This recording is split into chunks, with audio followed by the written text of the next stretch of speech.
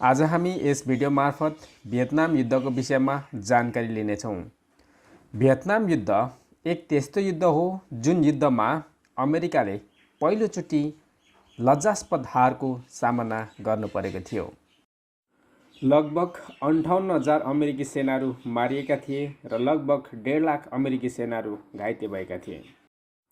सायद भियतनाम युद्धपछि नै दुनियाले महसुस गर्यो कि आधुनिक हतियारले मात्रै कसैमाथि विजय हासिल गर्न सकिन्न रहेछ। आज आएर अमेरिकाको लज्जास्पद हारको इतिहासमा अर्को एउटा घटना थपिएको छ, त्यो हो अफगानिस्तानको युद्ध। अफगानिस्तानको युद्धबाट पनि अमेरिकाले लज्जास्पद हार बेहोरेर आज बाहिरिरहेको छ।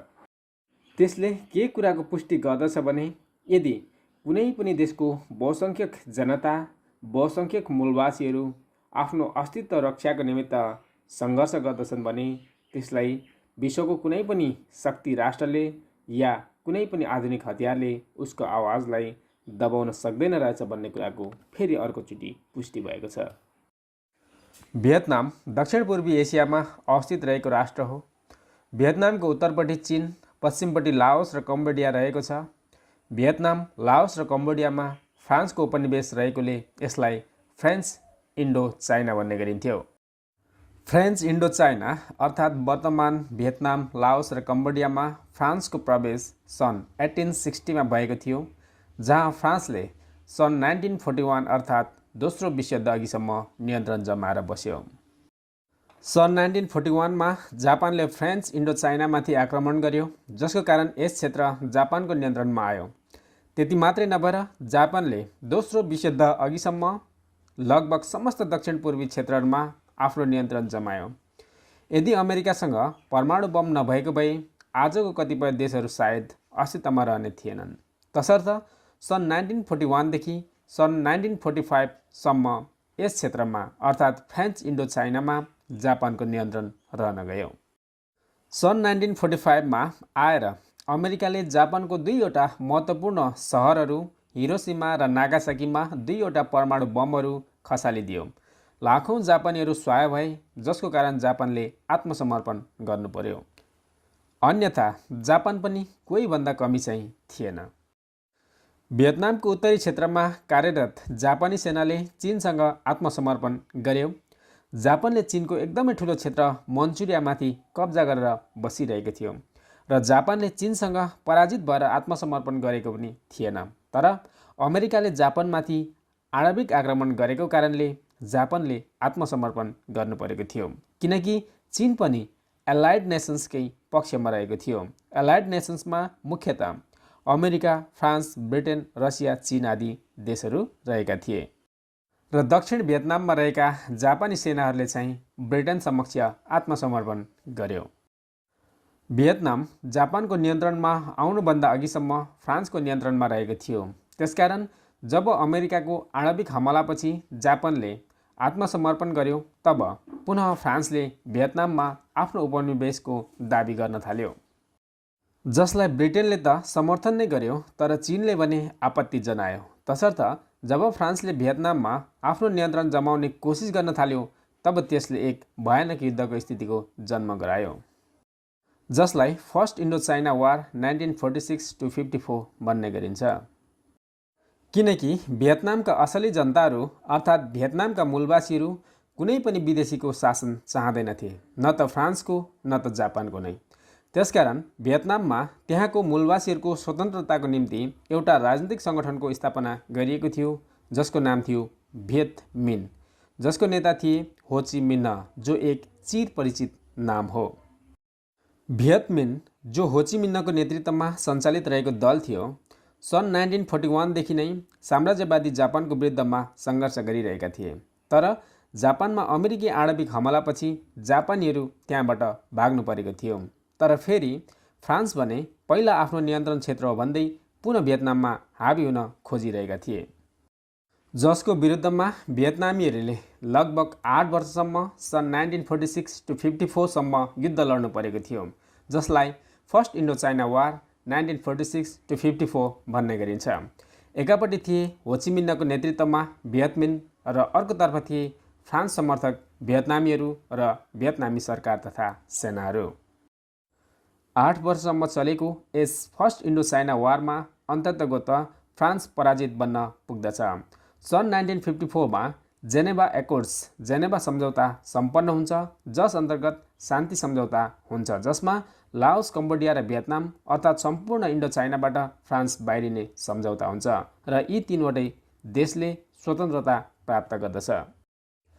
भियतनाममा शान्ति स्थापित गर्ने उद्देश्यका साथ भियतनामलाई उत्तरी भियतनाम र दक्षिणी भियतनाम गरी दुई भागमा विभक्त गरिन्छ। नर्थ भियतनाममा होचिमिन्हको नेतृत्वमा कम्युनिस्ट सरकारको गठन हुन्छ र दक्षिणी भियतनाममा प्रो वेस्ट अर्थात् नो दिन दिमको नेतृत्वमा पुँजीवादी सरकार गठन हुन्छ। होचिमिन्ह साम्यवादी विचारधाराबाट प्रभावित थिए। होचिमिन्हले धेरै समय चीन तथा सोभियत सङ्घमा पनि बिताएका थिए, जसको कारण साम्यवादी देशहरू सोभियत रुस र चीनको भियतमिन पार्टीलाई पूर्ण समर्थन रहेको थियो। वास्तवमा भन्नुपर्दा भियतनाममा अमेरिका पराजित हुनुको मुख्य कारण थियो चीन र रसिया, जसले विदेशी साम्राज्यवादीहरूको विरुद्धमा लड्ने भियतमिनलाई पूर्ण समर्थन गरेका थिए। दक्षिणी भियतनामलाई भने अमेरिका र ब्रिटेनको साथ रहेको थियो, जहाँको नेता थिए नो दिन दिम। उत्तरी भियतनाम र दक्षिणी भियतनामलाई 17th प्यारेलल लाइनले छुट्याइयो। 17th प्यारेलल लाइनको उत्तरपट्टि उत्तरी भियतनामको निर्माण गरियो, जसको राजधानी हानोई बन्यो र 17th प्यारेलल लाइनको दक्षिणपट्टि दक्षिणी भियतनामको निर्माण गरियो, जसको राजधानी थियो साइगन। सन् 1975 सम्ममा आइपुग्दा उत्तरी भियतनामले दक्षिणी भियतनाममाथि पनि नियन्त्रण जमायो र भियतनाम फेरि एकीकृत बन्न पुग्यो। दक्षिणी भियतनामको पराजयपछि साइगन सिटी, जो दक्षिणी भियतनामको राजधानी थियो, त्यसको नाम बदलेर होचिमिन्ह सिटी राखियो। द्वितीय विश्वयुद्धमा America, Britain, France, Russia, China यी सबै देशहरू एउटै गुट एलाइड नेसन्सको तर्फबाट लडिरहेका थिए। तर जब सन् 1945 मा द्वितीय विश्वयुद्ध समाप्त भयो, तब शीतयुद्ध सुरु भयो।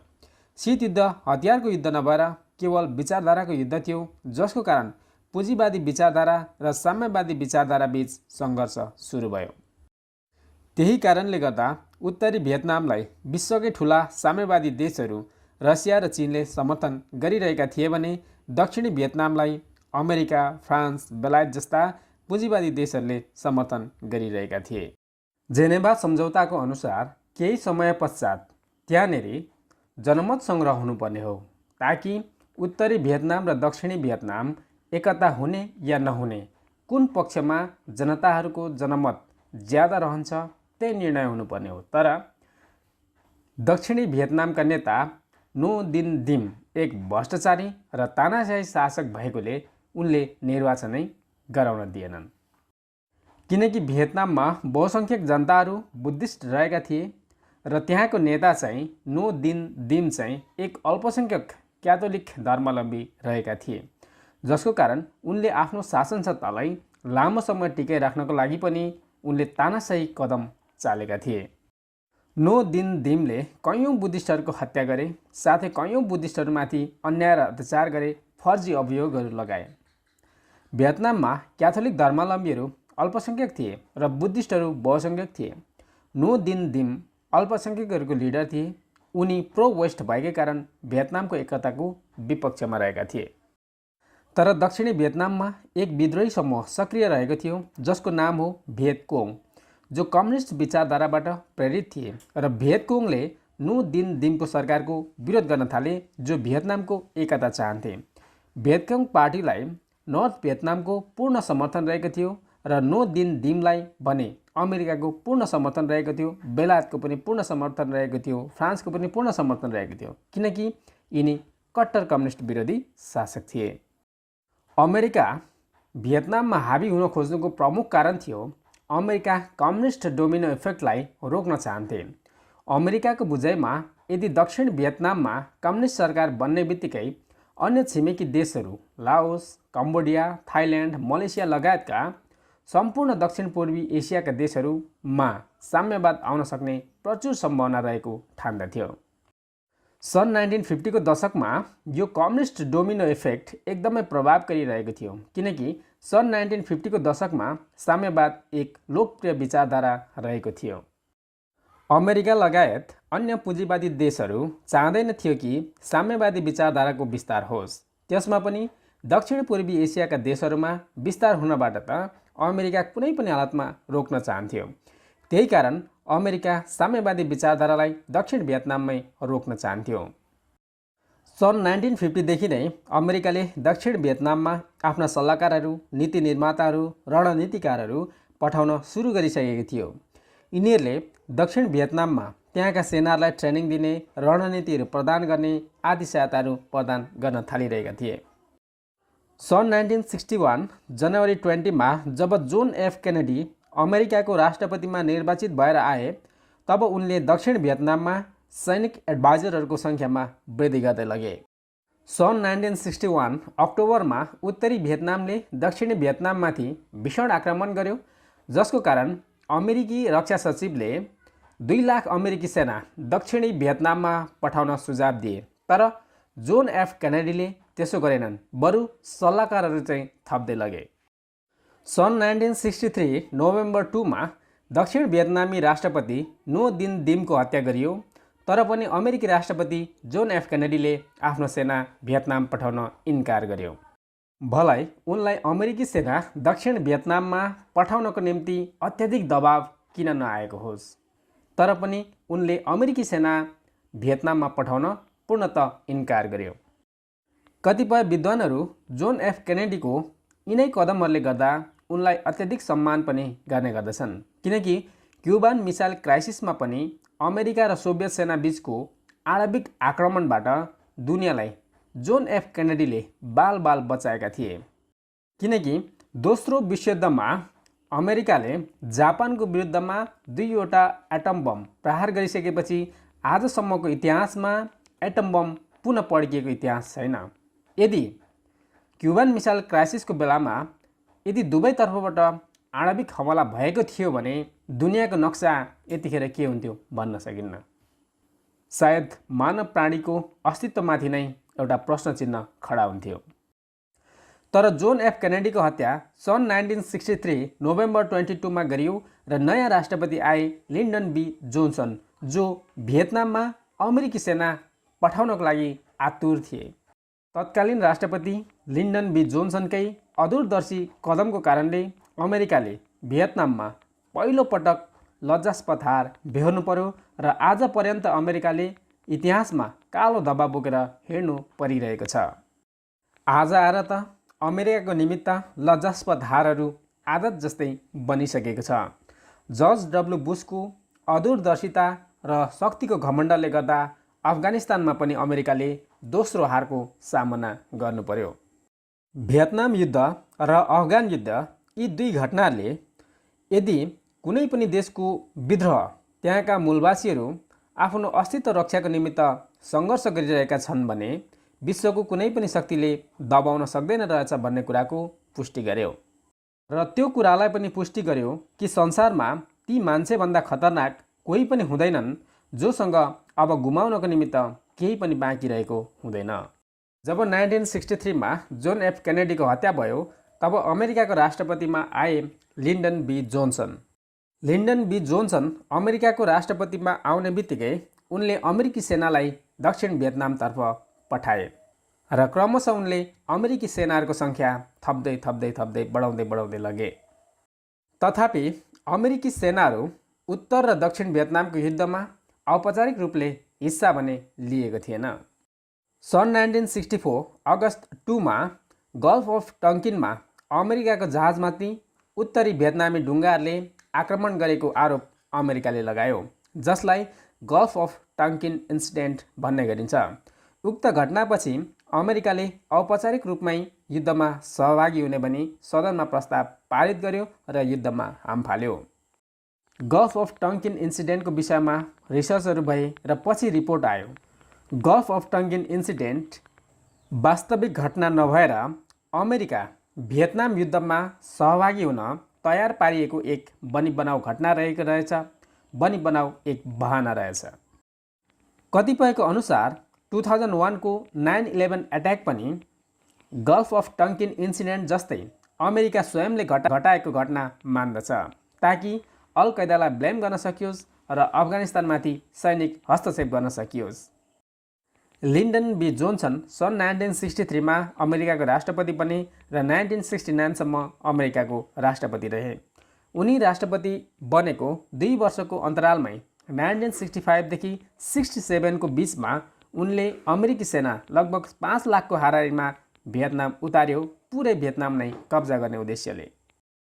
अमेरिकाले भियतनाम युद्धमा विजय हासिल गर्न आफ्नो वैज्ञानिक उपलब्धिहरूको तुजुक देखाउँदै 72 करोड बम भियतनाममा खसालेको अनुमान गर्ने गरिन्छ, जुन सङ्ख्या दोस्रो विश्वयुद्धका विस्फोट गराइएको खसालिएको बमहरूको सङ्ख्याको ठिक दोब्बर मान्ने गरिन्छ। सन् 1965 to 67 को बीचमा 7.5 million tonnes bomb Vietnam, Laos र कम्बोडियामाथि खसालेको अनुमान गरिन्छ। अमेरिकाले भियतनाम युद्धमा नेपाम जस्ता केमिकल एजेन्टको प्रयोग गरेका थिए, जसलाई प्लेनबाट जङ्गलहरूमा खसालेपछि पुरै जङ्गल नै डढेलो लाग्ने र त्यसबाट फैलिने ग्यासले मानिसहरूमा एकदमै असर पुग्नुका साथै ज्यान समेत जाने गर्दथ्यो। र अर्को हतियारको रूपमा एजेन्ट ओरेन्जको पनि अत्यधिक प्रयोग गरियो, जो एक किसिमको हर्बिसाइड हो। जसरी किसानहरूले झाडीहरू सफा गर्न प्रयोग गर्दछ, त्यसरी नै हेलिकप्टरबाट जङ्गलहरूमा खसालेर भियतनामको सारा जङ्गलहरू नै खङ्ग्रङ्गै सुकाइदिएका थिए, ताकि माथिबाट हेर्दा जङ्गलमा लुकेका लडाकुहरू सहजै देख्न सकियोस्। भियतनाममा जङ्गल सुक्नाले गर्दा त्यसको लामो वातावरणीय असर भियतनामले भोग्नु परिरहेको थियो र अहिलेसम्म पनि कता कता भोगिरहेका छन्। नेपाम र एजेन्ट ओरेन्जको घातक हमलाहरू आज पनि युट्युबहरूमा, गुगलहरूमा हेर्न सकिन्छ। भियतनाम युद्ध पनि आजको अफगानिस्तान युद्ध जस्तै भिरहरूमा, कन्दराहरूमा, पहाडहरूमा, खेतहरूमा, नदीहरूमा लडिएको थियो, जसको कारण आज अफगानिस्तानमा अमेरिका जसरी पराजित बन्न पुग्यो, ठिक त्यसरी नै भियतनाम युद्धमा पनि अमेरिका पराजित बन्न पुगेको थियो, किनकि त्यहाँका मानिसहरू भने त्यहाँको भूगोलसँग सुपरिचित रहेका थिए, तर अमेरिकी सेनाहरू भने त्यस्ता भूगोलहरूमा अनभिज्ञ रहेका थिए। भियतकोङका लडाकुहरूले गुरिल्ला लडाईँ लडेका थिए। उनीहरूले आकाशबाट बर्साइने बम र अन्य रासायनिक हमलाहरूबाट बच्न जमिनहरूमा अनेकौं सुरुङहरूको निर्माण गरेका थिए, ताकि सहज ढङ्गले अमेरिकी सेनामाथि आक्रमण गर्न सकियोस् र आफूहरू पनि सुरक्षित साथ लुक्न सकियोस्। सन् 1968 मा आएर भियतकोङले एक सरप्राइज एट्याक गरे, जहाँ भियतकोङले दक्षिणी भियतनामको राजधानी लगायत अमेरिकी सैनिक अड्डा, युएस इम्बेसी लगायत अनेकौं सहरहरूमा एकैसाथ आक्रमण गरे। यी पोइन्ट गरिएका क्षेत्रहरू भियतकोङले एकैसाथ एकै रातमा आक्रमण गरेका क्षेत्रहरू हुन्। भियतकोङ चाहन्थ्यो कि एकै रातमा सबैतिर आक्रमण गरेर दक्षिणी भियतनामको सरकार ढाल्न सकियोस्, तर यो आक्रमण सफल भने हुन सकेन, किनकि भियतकोङले दक्षिण भियतनामको सरकार ढाल्न सकेन। तथापि यही सरप्राइज एट्याकले भियतकोङ र उत्तरी भियतनामलाई ठुलो आत्मसम्मान दिलायो, किनकि उत्तरी भियतनाम तथा दक्षिणी भियतनाममा सक्रिय रहेको भियतकोङ अमेरिकी आधुनिक हतियार र वैज्ञानिक उपलब्धिको कारण एक किसिमले निराश जस्तै थिए। तर यस सरप्राइज एट्याकले उनीहरूलाई अगाडि बढ्न धेरै नै ठुलो मद्दत पुर्यायो, आत्मविश्वास बढायो।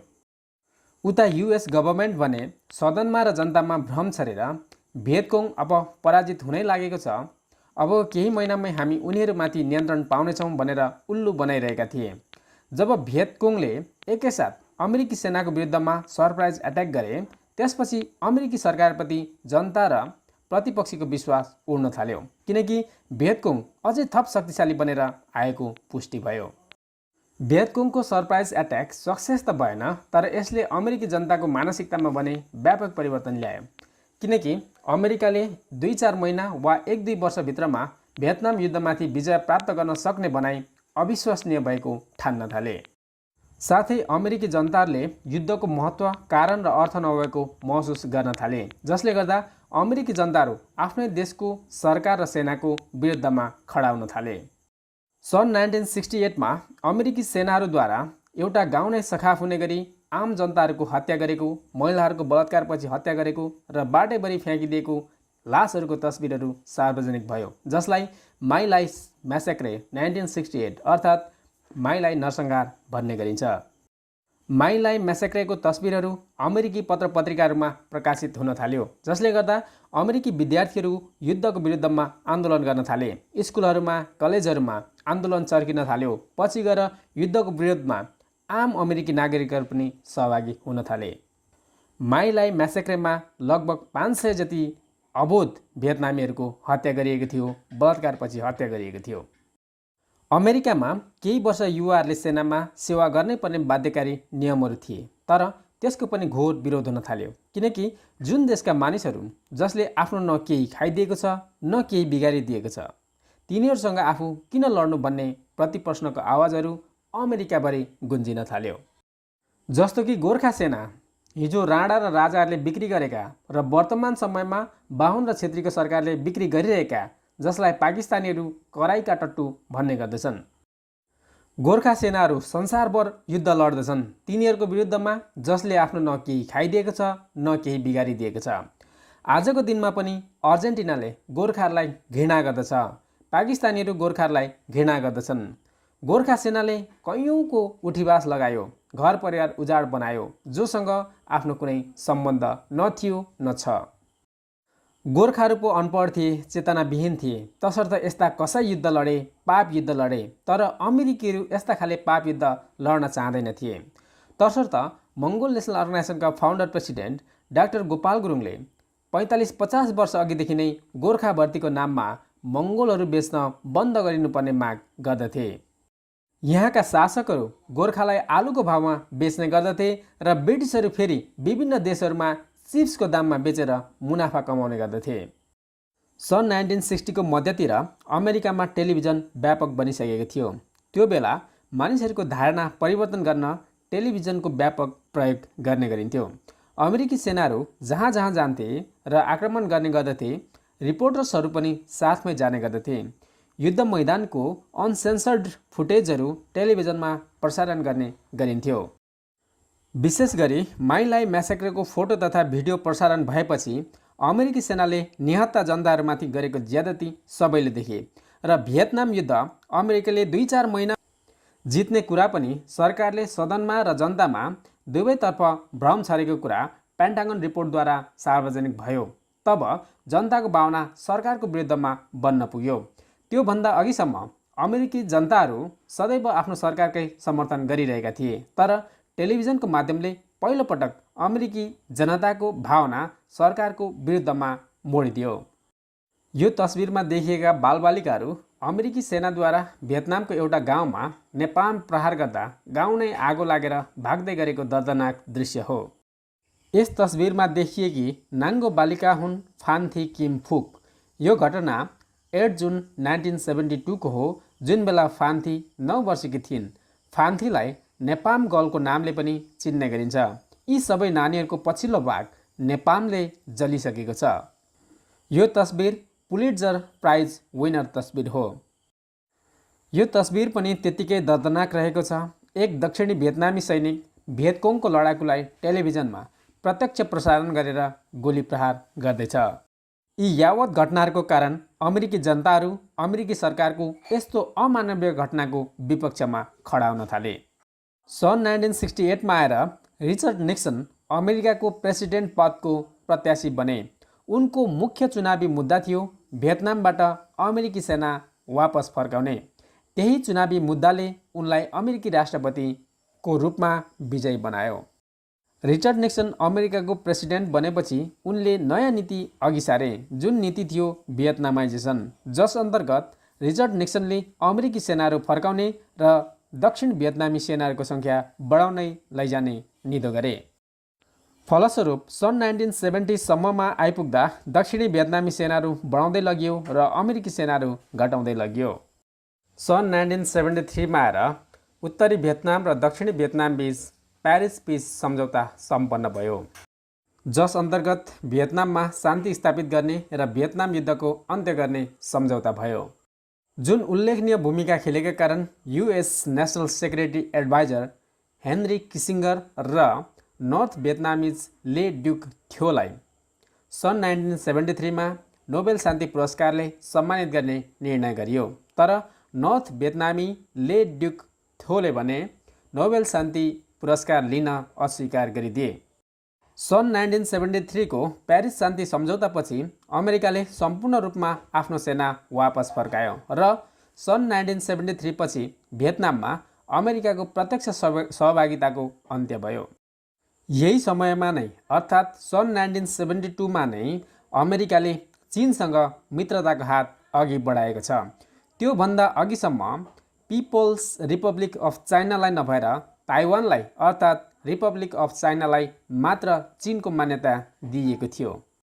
सन् 1972 मा रिचर्ड निक्सन चीन भ्रमणमा आएपछि बल्ल संयुक्त राष्ट्र सङ्घको सदस्यता ताइवानबाट खोसेर वर्तमान चीनलाई प्रदान गरियो।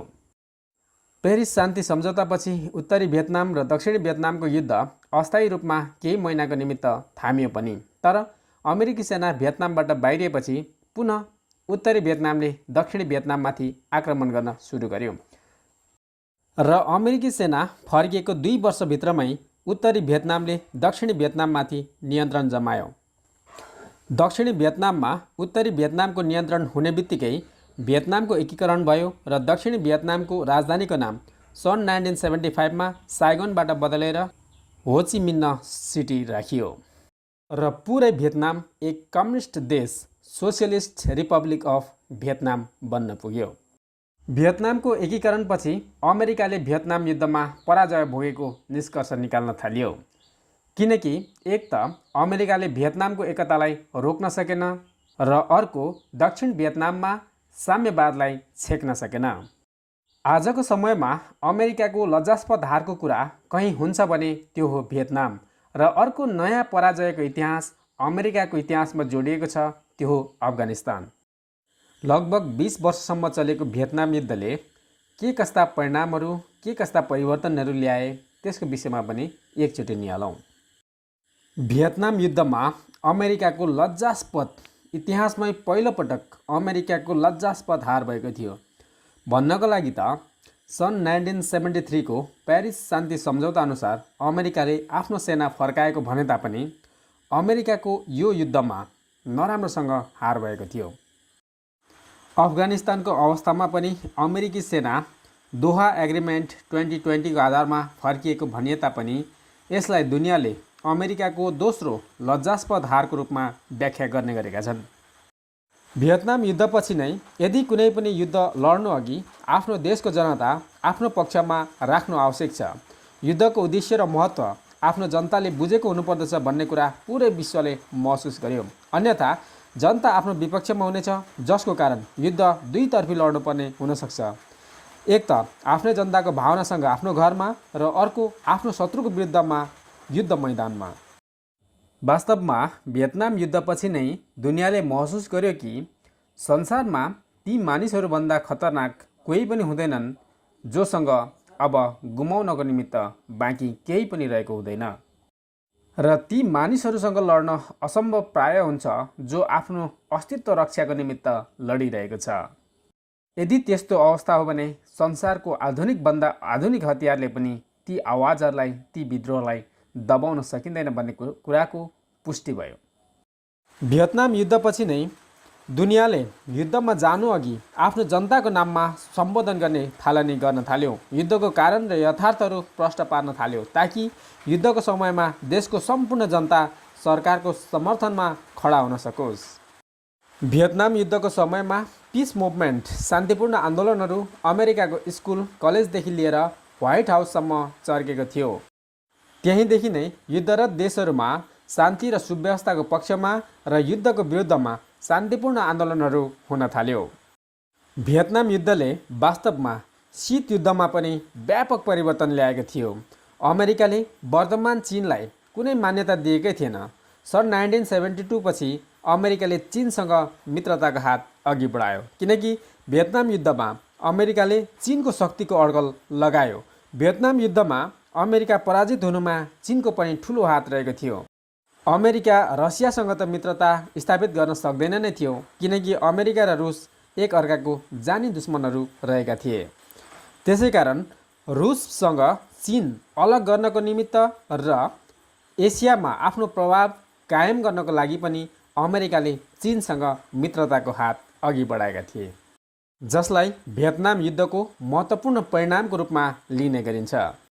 हस्त साथीहरू, भिडियो कस्तो लाग्यो प्रतिक्रिया दिन नभुल्नुहोला र हाम्रो च्यानललाई सब्स्क्राइब गर्न पनि नछुट्नुहोला। धन्यवाद।